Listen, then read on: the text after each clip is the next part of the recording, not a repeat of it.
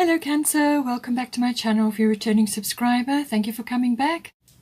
What I do is I work my way through the 12 houses of the zodiac, and I look at all the insights that are currently appearing at this time.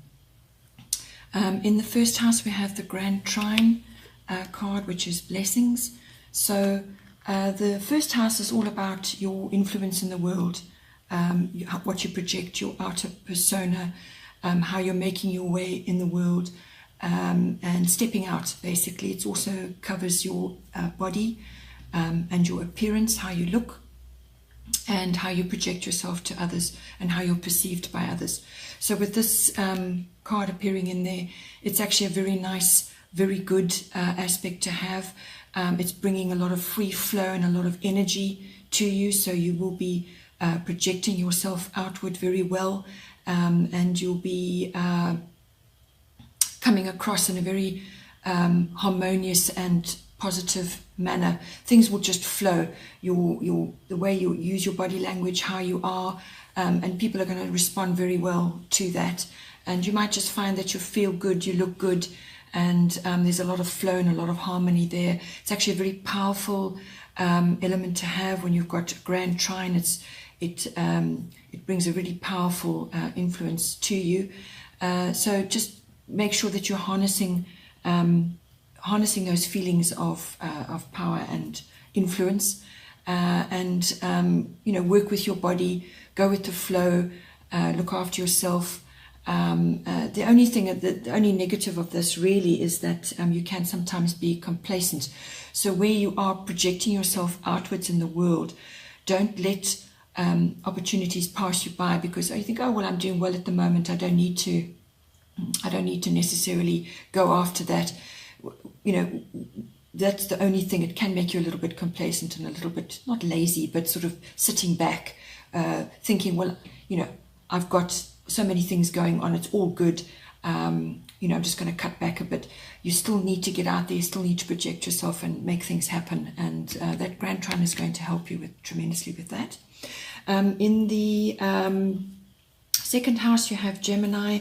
I think this is bringing all the elements of Gemini into this house. The second house is all to do with your income, your finances, what you love, and what you own as well, your property, your environment, to do with your local environment, your neighborhood, and it can bring quite a bit in, but it's all local. But it's to do with property, with land, with what you love and what you own, and your values. So you're being asked to apply the principles of Gemini to all of those areas. I mean, if it's a money issue, if it's your income, you're being asked to apply critical thinking and be quick about applying yourself to any opportunities that might be coming in, to look at your finances, your daily finances, and allocate them correctly. Don't overspend, don't be apply yourself to have structure and actually give yourself opportunities to actually manage your finances correctly. And also it could be a values issue. Keep it light, keep it airy, and critical thinking, and quickness. That's Gemini. Gemini's wonderful with anything to do with media. So if you're getting an opportunity to do something to do with that, they communicate really well. Communication is their forte. So when it comes to any of those areas, your finances, your values, perhaps projecting your values out or following your values, it must be direct and light and quick, to follow up on opportunities, but also to apply Mercury, the mind. Mercury rules Gemini, so apply your mind to what it is that's coming to you and how you're going to manifest that and how you're going to use your resources, and make sure that your values are aligned with what you really feel inside. Then we move on to the third house. We've got Venus, which is the planet of love in there. Your third house is your communication house. So if you are involved with a partner or with any kind of relationships really, this is going to bring a lot of love into your communication. So either you're going to be on the receiving end of that, where you're actually going to be receiving beautiful love messages, or just having, loving communication with your significant other, or with your relationship, your other relationships, or even with your siblings, just a very loving phase that you'll be in. It could also be that you are needing to project that outwards into all your forms of communication. This can be written, verbal, any kind of social media, talking to one another, talking to a wider audience. This also can be short trips, so smaller journeys. So you may be going to somewhere that you've loved to go, or somewhere you would love to go. It could bring in that, but it will be something that you're going to enjoy tremendously. Venus also governs money, and it can bring windfalls to you, and it can also bring the love of beauty to you. So you might be going to you might be enjoying all kinds of enjoyable outings, or it could also be beauty in itself, perhaps art exhibitions or something like that. But it really brings in the love element to your third house, which is all about communication, getting out there, being seen, and whether it's written or verbal, however, it could even be body language. But if you are in a significant relationship, and I feel relationships coming up very strongly in the chart, just make sure that you're putting as much love into it as you possibly can, and you will possibly be on the receiving end of that, because what you project outwards is going to be reflected back to you as well. So it's very important to be in a loving vibration, and to embody the energies of Venus.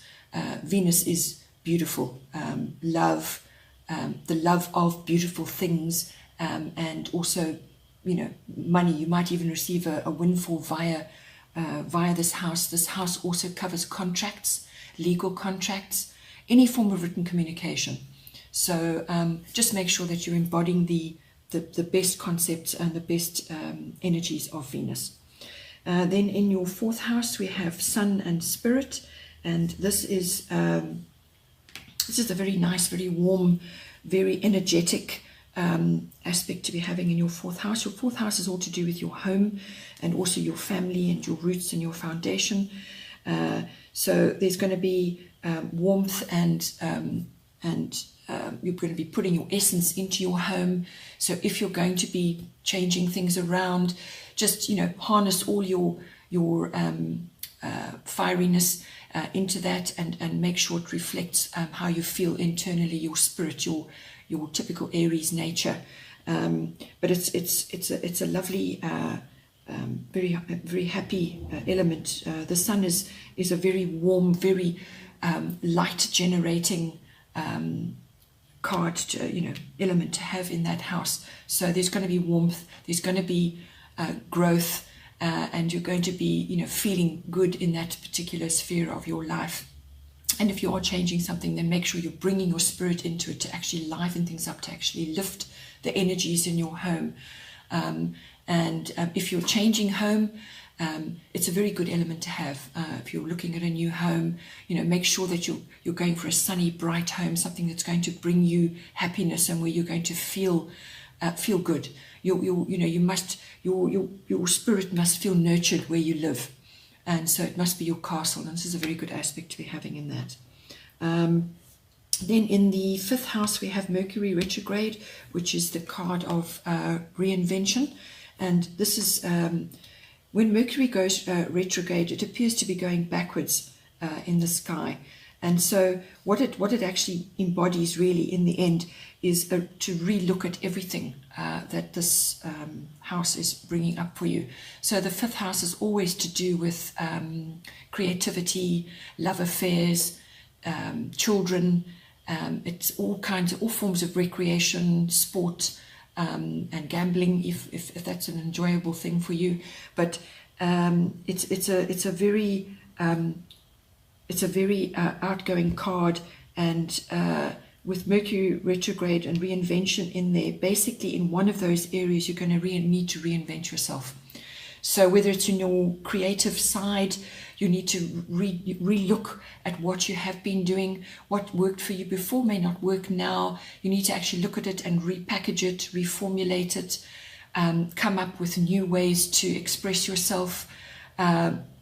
If it's to do with your children, if your children are coming up, or you're in contact with children in a close way, then they may be reinventing themselves. They may be going through a period of reinvention.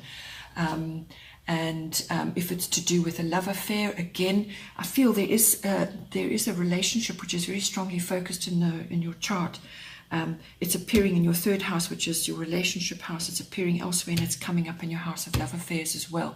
So whatever it is, if it's a love affair, then you're going to need to reinvent it. So the form that it was in before, whatever it took, however it felt for you, needs to be reinvented. So something may have occurred, and now you've got to look at it again, and you've got to start again, and you've got to move in a new direction with your significant other. And with the fifth house, if you're in a relationship, you go from the fifth house, the next stage is the seventh house. This is the deeper commitment between you. The fifth house is the lighter, flirtier, having fun, love affairs. You know, it's much like, it's more like the honeymoon phase of a relationship. So it needs to be reinvented. It needs to be looked at, whether it's in communication with the partner, but it needs to be reinvented, and the whole thing looked at and moved forward in a different direction. And if it's to do with sport and recreation, whatever, having fun, whatever that is, again, whatever has worked for you before needs to be looked at and reinvented.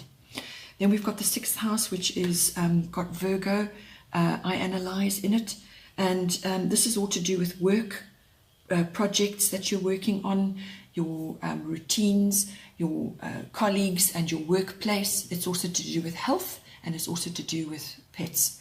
So any one of those areas could be coming up for you. And Virgo sitting in there is very analytical sign, very earthy sign, but it's analytical. It looks at everything, you know, Virgos look at everything in great detail. Detail is their thing. And they analyze, and they come up with the negative and the positive, and then they present it. So it's their job to analyze and to actually look at everything in great detail. So you're going to have to look at your work projects. Perhaps some things are not working for you. Again, if this comes also from your fifth house, or your house of creativity, if you're bringing creativity into your work projects, you're going to have to analyze the effects, what is working, what is not working, and rework it. Actually really be honest about what is working, what is not, how to move forward. It could also be that in your work place that you're going to be having Virgo and type people coming in. Or you may be undergoing some kind of work review, and now they're going to be looking at everything that you're doing. So it's a good thing, because it actually brings out, you're not going to be glossing over everything. You've got to look at things carefully and come up with a plan. And it could just be another colleague that's coming to work with you, or you're going to be exposed to a colleague who's very Virgo, and they're very detailed, very analytical, and you can learn from that. And you may have to learn to work with them. And if it's to do with your health, if there's an issue that you're dealing with, you've got to look at it critically, and analyze for yourself, again, what's working, what's not working for you, come up with a plan, consult others, and find ways to move forward. But it's also about clean living. Be critical about your diet, be fussy about what you put in your body, and be fussy about your health regime. All of these things, it's always for the highest good. Always be clear and work towards your highest good, to bring yourself, because you look after yourself, then you can look after others. You feel good, therefore you project that, and other people respond to that. And you can tackle things in your life. You can handle your work projects better if you're feeling good and if you're looking after yourself. So it's very much be careful, analyze what you're putting in your body, and move on from there. Then in the eighth house, this is the house of sex, So if it's a sexual desire, if it's a relationship that you're in, this is going to come in very strongly for you. This is the fire element. It's desire. It's a very fiery, quick change card. So if it's a romantic relationship which is now deepened into the 7th house, the 8th house is all about the sexual energies between you.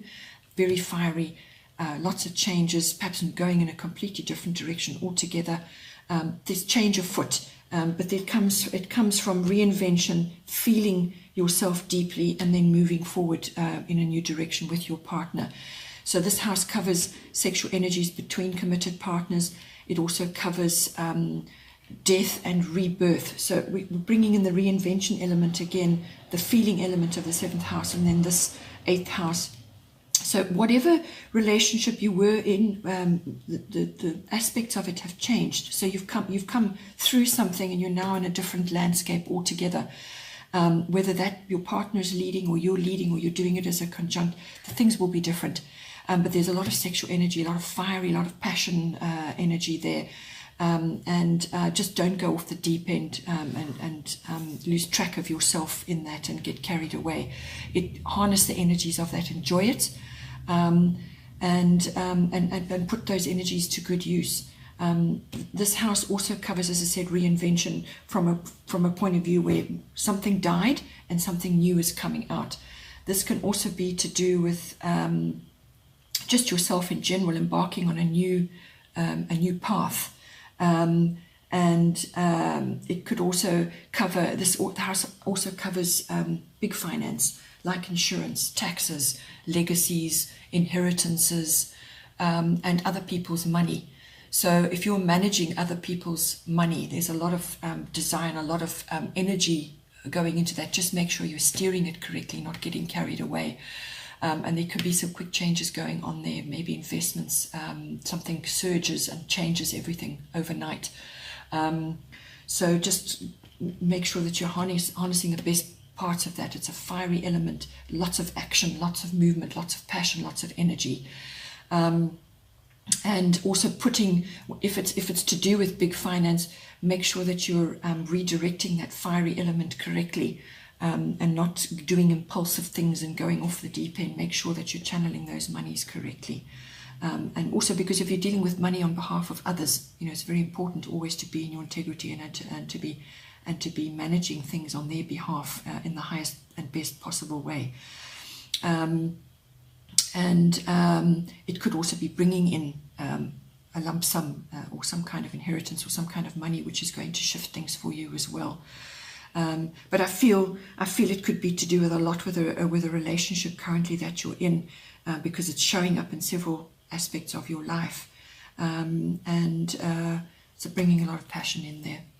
Then we've got the 9th house, which is to do with long distance traveling. It's opposite the 3rd, which is short distance. This is long distance travel, international travel, anything foreign, imports, exports. If it's to do with the business, it's higher learning, it's religion, it's philosophy. Higher learning being like universities and colleges. It's also to do with the media and publishing and the higher courts. And you've got Uranus showing up there, which is genius. Uranus is the bolt of lightning that strikes. So something very unexpected could come up in this 9th house. So very unexpected. It's very swift, quick change, like a lightning bolt. You could get an incredible idea. You could get an incredible opportunity. You might get a sudden, quick opportunity to travel, or you could get a wonderful publishing opportunity, or just some kind of media platform, or it could be you're bringing these elements, the Uranus, which is genius, into your higher learning, your course of study that you're currently undergoing. You're going to have wonderful access to the incredible power of Uranus to bring about change. Or to have incredible ideas about things, or just could be quick changes in general in one of those aspects which I've mentioned. But the genius element comes in, so it's incredible ideas and perhaps liberation from something. So So something that wasn't perhaps working suddenly gets a very quick lightning change, and now you're off in a different direction. It's much better. So you're being freed up from what was there before, and you're now literally being shifted very quickly into a new direction. And it could also be to travel, perhaps quick changes there going on, unexpected things happening. So expect change, expect the unexpected, which is Uranus. Then we have the 10th house, which is Scorpio. I transform your, this will be to do with your career, your social standing, and your status in the public status, and social status, and fame. So if you're in a position where you are experiencing, you are you're well known, again, there's transformation coming in. It could be to do with your creativity as well, this fire element coming in where you're shifting and changing from one form into another. It's quite dramatic, and Scorpio is again very dramatic. So you're taking your career as it is, or multiple careers if you're doing more than one thing, and you're transforming it. You're actually recreating, reinventing, going in a new direction, using your genius faculties to actually bring this about. So it's going to transform your current social standing as well. So you could go from being just a person doing one thing to now suddenly on a much broader platform where you're exposed to many more people. And this could be unexpected. This is also could be international, foreign people. You're now actually going onto a global stage as opposed to being on a much smaller stage. But the elements of Pluto rule Scorpio. So it's transformative. Whatever is going on in your career and your social standing and your public status is going to be really dramatic and very quick.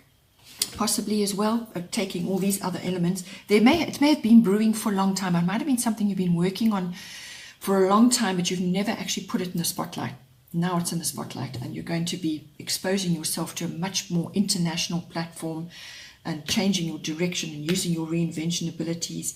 And you're going to be harnessing your Virgoan aspects there to actually harness your work projects. So it's very much a transformative influence from relationships and also from your career, what you're physically doing, your work projects, if you're juggling more than one thing.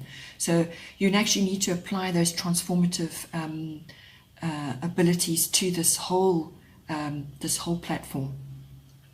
And then leading on from that, we've got the 11th house, which is all to do with your friends, your networks and your groups.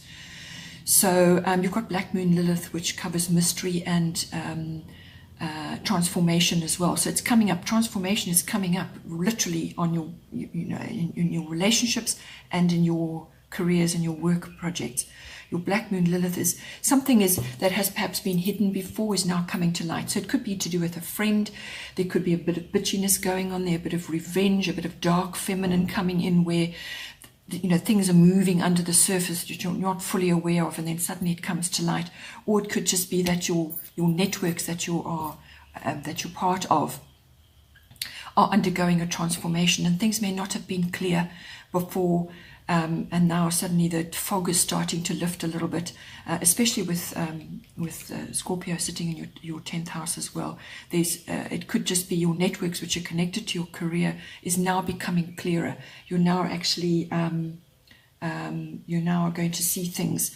But if it's to do with friendships, you may be seeing something now that you never noticed before, and it might be a little bit uncomfortable for you. You could be in the thick of some kind of issue between your friends, but it's a little bit dark. But it does bring the mystery in, but it can also harness magic for you. So something magical could be lurking, and it could be about to emerge, and it's going to affect your networks, your groups that you're members of, it's going to, it's not a time to give up on your dreams and your hopes and your wishes, which is the other element of this house. It's not a time to give up on that. You've got to stand strong and just weather the storm a little bit there. But you're going to, it's bringing in the elements of transformation and a little bit of mystery and magic and You could be moving into new circles as well. And also the other thing I'm just thinking about for the 9th house for Uranus. Uranus brings in all advanced tech, any kind of advanced technology, electronics. So for your 9th house, which is affecting the others as well, you could be being exposed to advanced tech, or having to grapple with advanced tech to bring about your 9th house desires, which is international travel and your publishing and your media and your higher learning. You're going to be exposing yourself to other, or you're going to be coming into contact with other more advanced tech. And all of these things are spilling over into your transformation of your career and your relationships. Then in your 12th house, you have Pisces, I believe. There's a lot going on subconsciously. This is your subconscious house. It's also the house of all kinds of institutions, whether you're a higher learning institution or whether you're going through any kind of governmental hospital, could even be prisons, any kind of institution. You may be coming into contact with somebody who is going through that, or you're exposing yourself to that. You're working through some government department about something, or you could be visiting hospitals on behalf of somebody else, a friend or somebody. And it's what you learn. It's what you learn while you're visiting those places. It's also your psychic life. So you may be undergoing quite a bit of reorganization, especially when it comes to your relationships. There's a lot of, your 12th house also covers your relationships. It's the unconscious things going on. It could also be, it's the house of endings and new beginnings. So there could be, as again, it's coming up, something is ending and something is being rebirthed out of that. And the Pisces is a very imaginative, lovely sign from an imaginative and appreciation of beauty and using those wonderful psychic abilities. But it can also be a little bit of confusion and not having clear boundaries. So if you're in a relationship where you need to define your boundaries, you need to really go deep within and define for yourself what is going to work, obviously in conjunction with your significant other. You have to work together if you want to move forward into a new landscape. So whatever was there before is now changing. So now you have to move forward into a new way of life. In your relationship or even in your career. And there's an element of surrender in Pisces, which is its own 12th house, is its home house. So there's an element of surrender and belief there. So you have to believe that things are going to get better. You're going to have to believe that you're on the right path. If it's a twin flame or a deep soul connection, this is very significant for that. It means that there's a tremendous amount going on, maybe all beneath the surface. There may not be physical evidence of it, but if there is somebody coming into your life, and this feels very much like that kind of connection, a really deep connection, there's going to be a fair amount of surrender and going with the flow there, but not becoming a doormat. You've got to examine your unconscious beliefs, your unconscious drives, and see where perhaps you could be a bit more flexible and meet your person in that sphere. But it does bring in the elements of not having enough boundaries, feeling a little bit confused, and just allowing yourself to be dissolved, if I can put it that. You still have to have a sense of self. So, and going with the flow, which is your sense of self here, don't lose yourself in the connection.